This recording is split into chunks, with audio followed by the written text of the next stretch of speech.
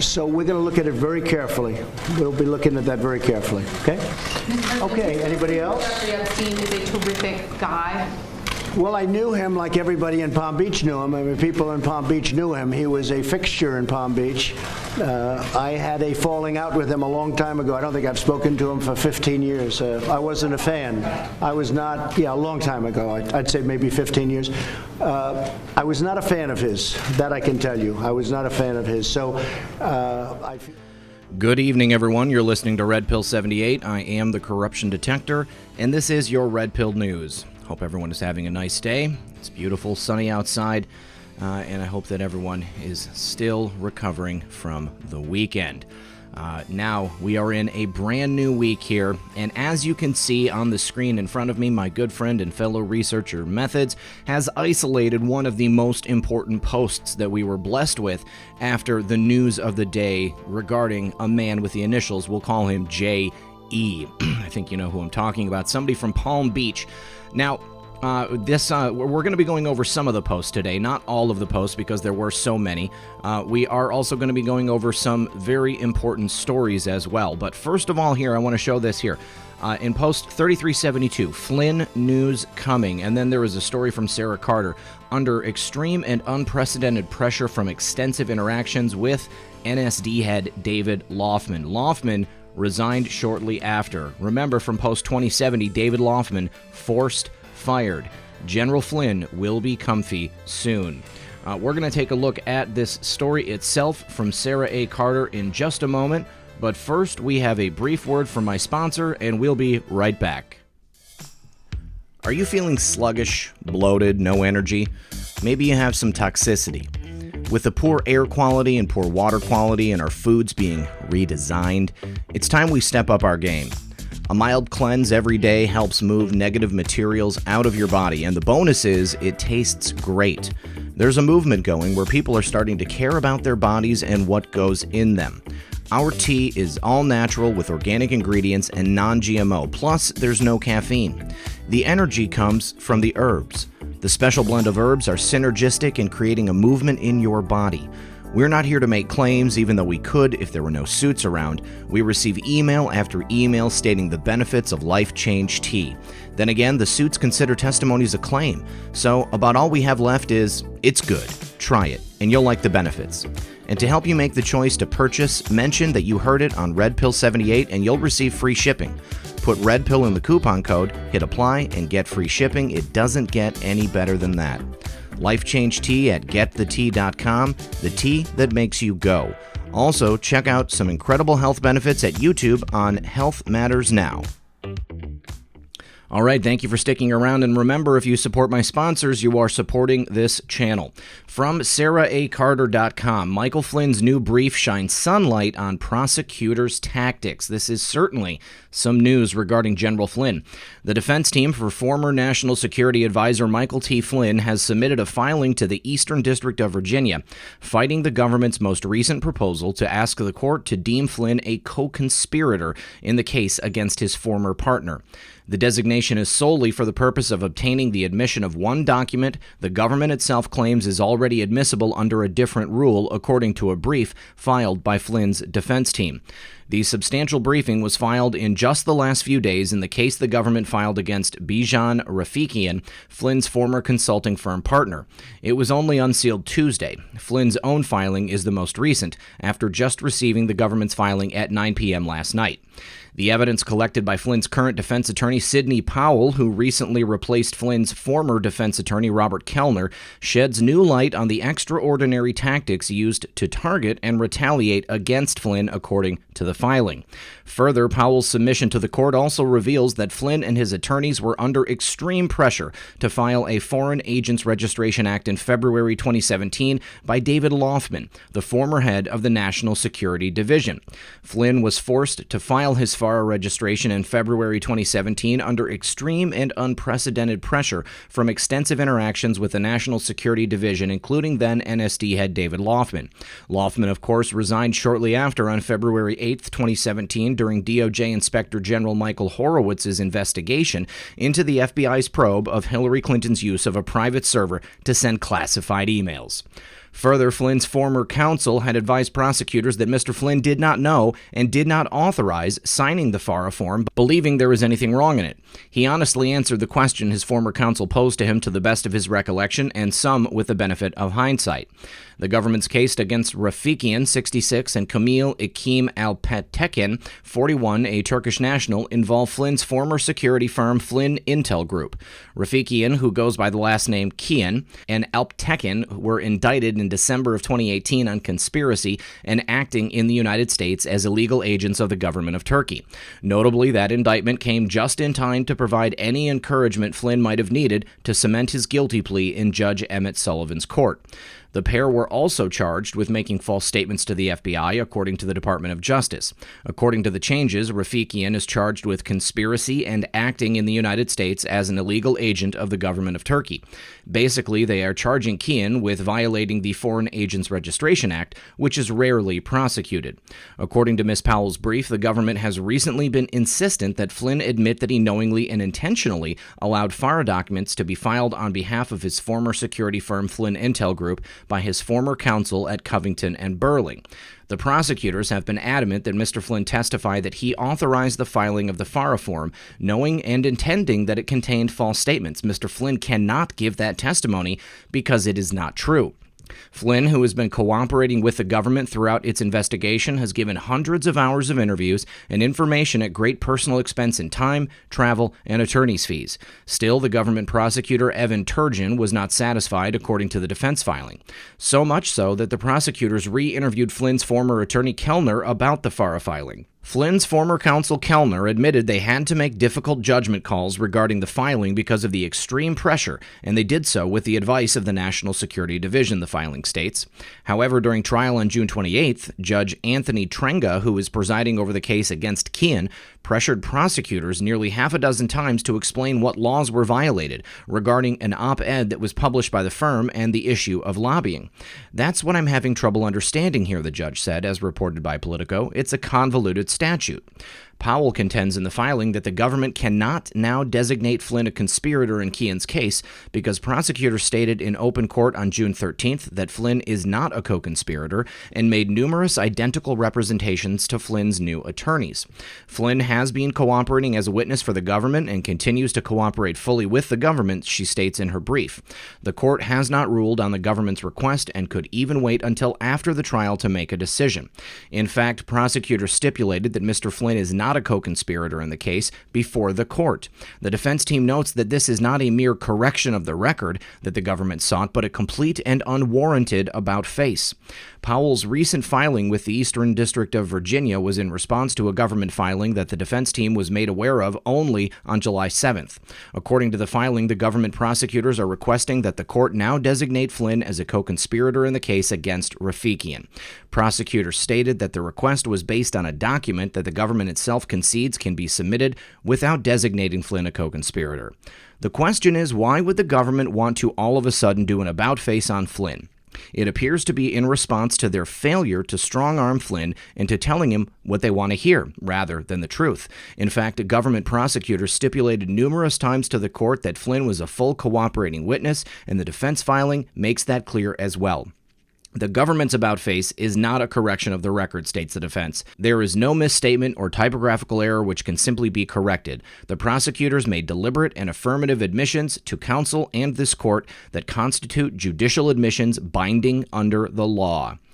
Looks like they are trying to get Flynn into a position where they can get him bent over a barrel, but it's not going to work because they've already gone on record stating that Flynn was a cooperating witness and not a co-conspirator. So why is the government doing this? Well, it looks to me like Sidney Powell is going to be getting Flynn off very soon. The government has absolutely no case against any of these defendants, and the government is merely the elements of the former administration who are still holed up in the DOJ, and this is not going to stand.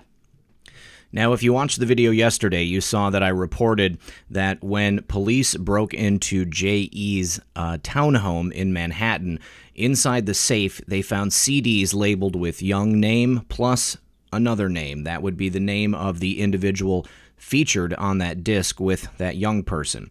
Now, in post 3353, which says, "What happens when those who hold positions of power and influence no longer pull the strings? What happens when blackmail no longer works? Do you become a liability?" And I think the answer is yes. This individual, J.E., is now certainly a liability to the elite, to the people who previously were pulling his strings, and the individuals who are listed on those discs are going to find themselves in a world of hurt once the information on those discs becomes public. Now, in post 3363, we are given a status from the Washington Times, and it was from Bill Clinton very quickly yesterday after the not guilty plea by J.E. in that Manhattan court. Bill Clinton issued a statement, and that statement is essentially categorically denying his presence on the plane that went to the private island. And we're asked, does this single picture of BC on Epstein's plane with RC refute his entire statement? Fake news disinformation campaign failing. You are the news now. Together, you are strong.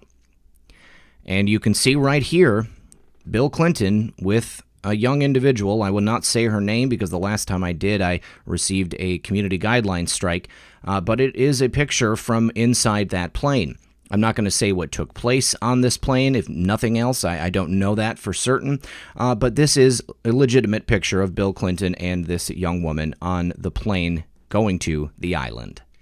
Now, here is the tweet showing that statement from Bill Clinton. Bill Clinton is probably extremely worried about his exposure in this whole sordid tale.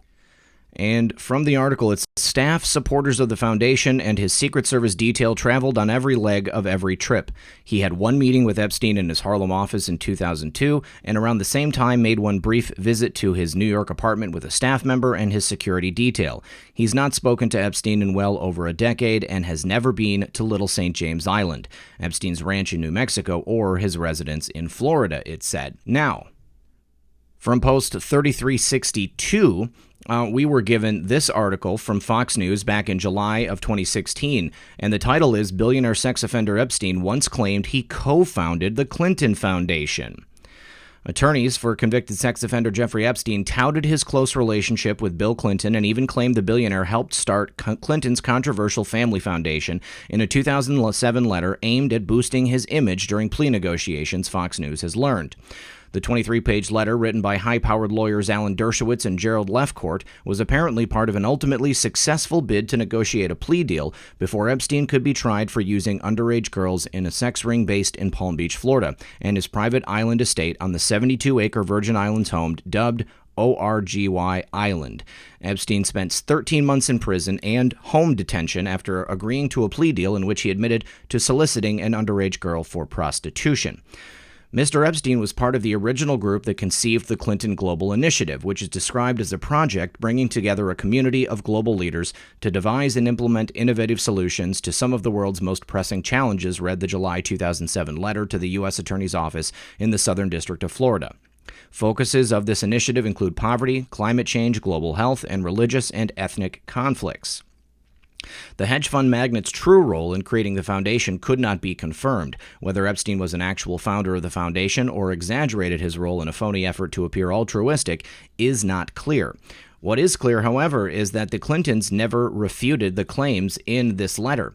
And here, from the actual flight logs, we can see the name Bill Clinton, showing that Bill Clinton was on the plane, and there was one female present at least, and there are several more initials here, as well as Secret Service agents. 4 Secret Service agents, 2 males, 1 female, JG, GM, SK, and AF. Now, post 3366, we are told Les Wexner, founder of Victoria's Secret. Connect the dots. Well, luckily, I had read a book about this very subject, and so I was able to put together a little thread about it. So I said, well, guys, our favorite Anon is back, and the latest post happens to be something I know about, so I figured why not make a thread. Jeffrey Epstein largely made his money by servicing the finances of billionaires exclusively. And we were asked to connect the dots with Les Wexner because he is the founder of Victoria's Secret, and Wexner was listed as Epstein's only identified client. Let's see here. This is from an article from Forbes. and says since the 1990s, the company has been incorporated in the U.S. Virgin Islands and is now called Financial Trust Company. A person answering the phone at the St. Thomas-based company hung up after a request for comment was made. The main client was Wexner, the founder of underwear maker L Brands. Epstein started managing his money in the 1980s, and a 2003 Vanity Fair profile noted the pair had a close relationship, close enough for Epstein to acquire the Manhattan mansion from Wexner in 1995. Now, Wexner had purchased the mansion from a Manhattan prep school in 1989, according to city records, and in 2011, the company that Wexner used to purchase it transferred it to Epstein's Virgin Island-based Maple Incorporated for $0. Epstein signed for both sides of the transaction.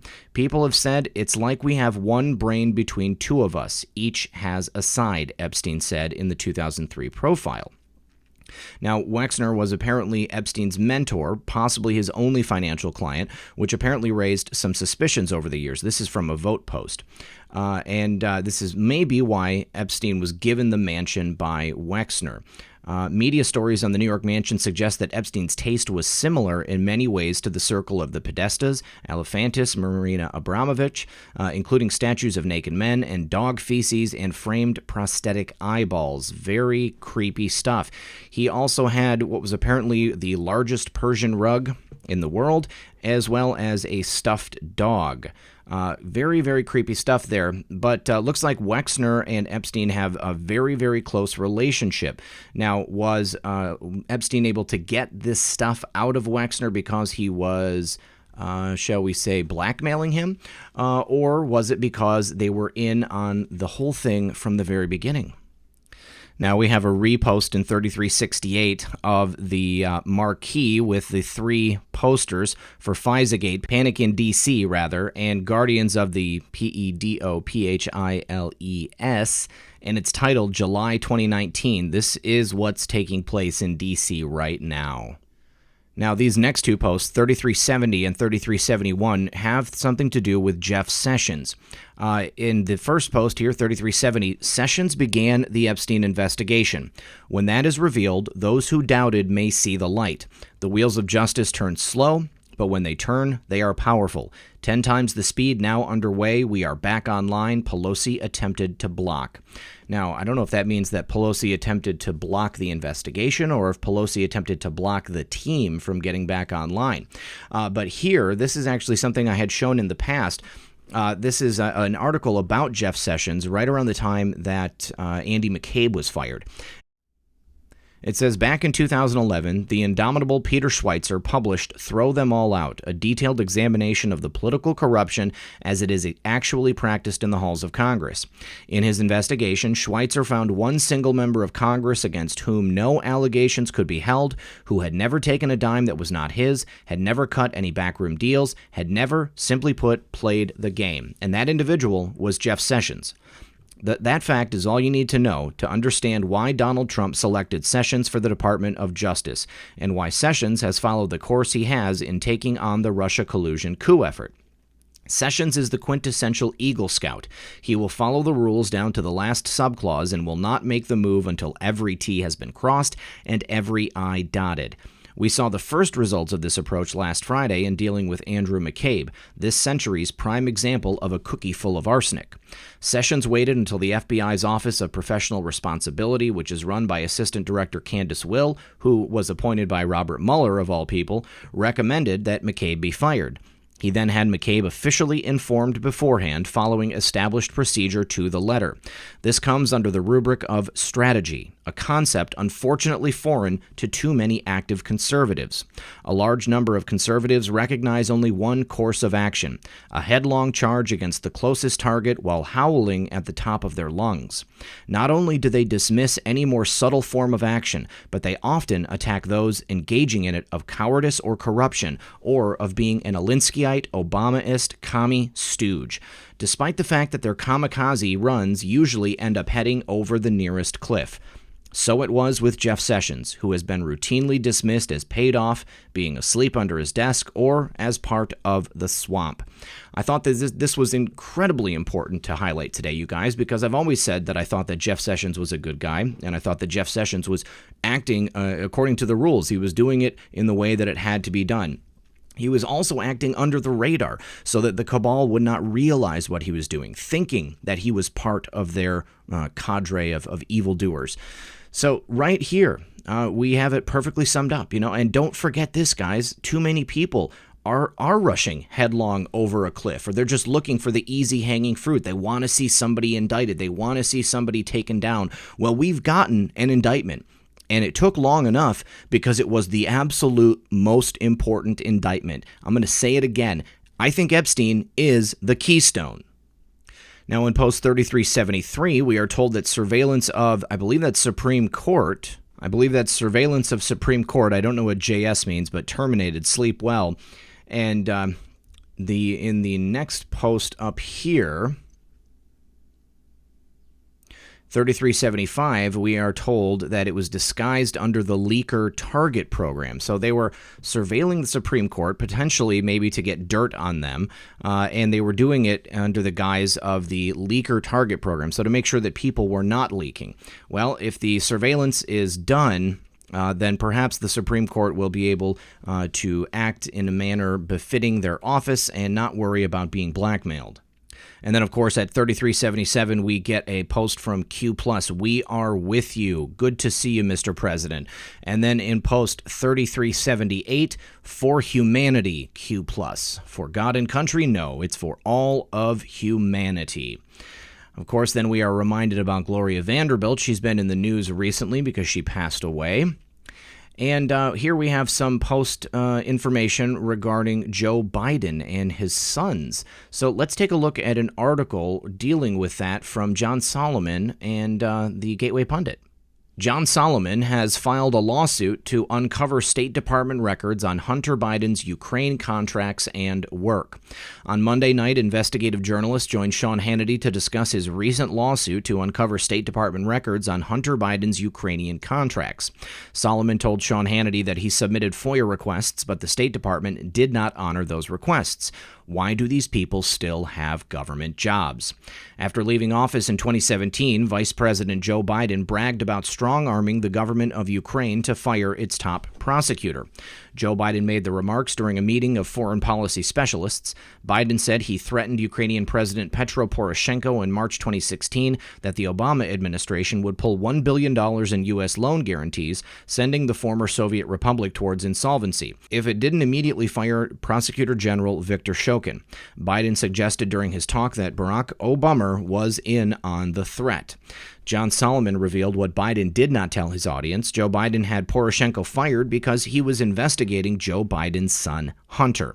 Poroshenko was investigating $3 million in funds that were being transferred out of the Ukraine and into accounts in the United States at that time. Joe Biden had him fired. On Monday, Solomon told Hannity he sued the State Department for the relevant documents on Hunter Biden's work with the Ukraine. Let's go ahead and take a listen to the clip. We got to remind people of the tape of Biden. You've got 6 hours. You either fire him or I'm taking my $1 billion home. That's right. That's called leverage. So why is tonight's lawsuit important, Sean? It's because I've asked the State Department on multiple occasions, can you tell me whether you had any conversations about Burisma, whether the Biden family or Burisma's American representatives ever asked for any assistance from the State Department, and they have declined repeatedly to answer. I then filed a FOIA back in May asking for any documents, and 45 days later, I've gotten nothing but crickets.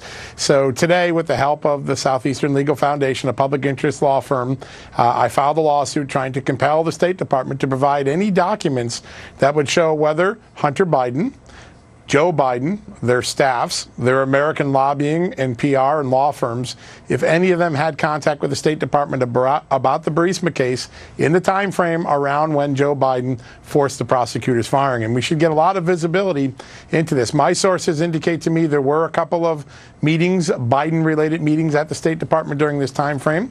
And I hope this lawsuit will bring those meetings to light, and we'll learn more about what really happened there.